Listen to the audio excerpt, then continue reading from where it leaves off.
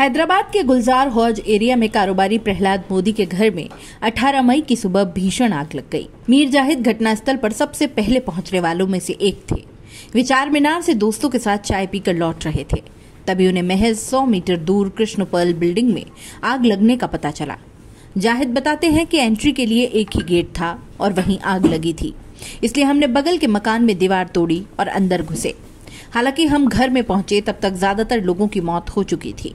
हादसे के वक्त घर में 21 लोग थे, इनमें से 17 की मौत हो गई। जब हम घर के अंदर पहुंचे तो एक महिला अपने 4 बच्चों को जकड़े हुए बैठी दिखाई दी। ऐसा लगा मानो बच्चों को आग से बचा रही हो। करीब जाकर देखा तो पता चला कि 5 की मौत हो चुकी है। हमने उनकी बॉडी बाहर निकालने की कोशिश की, लेकिन आग में झुलसकर बॉडी बिल्कुल अकड़ चुकी थी। उन्हें छूते ही शरीर से स्किन उतर रही थी। जाहिद और उनके दोस्तों ने मिलकर 13 लोगों की डेड बॉडी बाहर निकाली। चश्मदीदों के मुताबिक वेंटिलेशन न होने से पूरा घर गैस चैम्बर बन गया। हादसे में लोगों की मौत झुलसने से नहीं बल्कि दम घुटने की वजह से हुई। शुरुआती जांच में आग लगने की वजह शॉर्ट सर्किट बताई जा रही है। घटनास्थल पर सबसे पहले पहुंचने वाले जाहिद बताते हैं, हम पास से ही चाय पीकर लौट रहे थे, तभी पता चला कि कृष्णापर्ल बिल्डिंग में आग लग गई है। वहां पहुंचे तो घर की 2 महिलाएं बाहर आकर मदद के लिए जोर जोर से चिल्ला रही थीं। घर में एंट्री के लिए एक ही दरवाजा था और वहां आग सबसे तेज थी। हमने पहले अंदर घुसने के लिए आसपास की दुकानों और मकानों से रास्ता खोजा। कोई जगह न मिलने पर बगल के मकान की दीवार तोड़ी, तब हम घर के अंदर दाखिल हो पाए। ये सब करने में हमें करीब 45 मिनट का वक्त लग गया। घर के अंदर धुआं ही धुआं भर गया। जाहिद बताते हैं कि जब हम बिल्डिंग की पहली मंजिल पर पहुंचे तो फर्श पर बैठी एक महिला ने बच्चों को अपने हाथों में जकड़ा हुआ था। उनमें 2 लड़कियां, एक लड़का और एक छोटा बच्चा था। वो शायद बच्चों को आग की लपटों से बचाने की कोशिश कर रही थी। उसके हाथ में फोन था जिसकी टॉर्च भी जल रही थी। हमने उन्हें उठाने की कोशिश की तो वो इतना झुलस चुके थे कि स्किन हाथ में आ गई। हमने उनके ऊपर चादर डालकर उन्हें घर से बाहर निकाला। इसके बाद हम ऊपर के कमरे में गए। वहां भी एक कमरे से हमें 7 लोगों की डेड बॉडी मिली। कमरे में इतना धुआं था कि इनकी मौत दम घुटने से ही हो गई होगी। फायर फाइटर्स टीम के अफसरों का कहना है कि नीचे से 4 और लोगों की डेड बॉडी निकाली गई है। इस अग्निकांड के चश्मदीद मोहम्मद इलियास बताते हैं कि मैं यहाँ सुबह 6:15 बजे पहुंचा।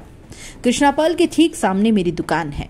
मैंने कहा कि घर के एंट्री पॉइंट से आग की लपटें निकल रही थी। 3 से 4 लोग बाहर आ गए। उन्हें आग बुझाने के लिए कुछ नहीं मिला तो उन्होंने पास से गुजर रहे बिस्लरी के वाटर जार की गाड़ी रोक ली।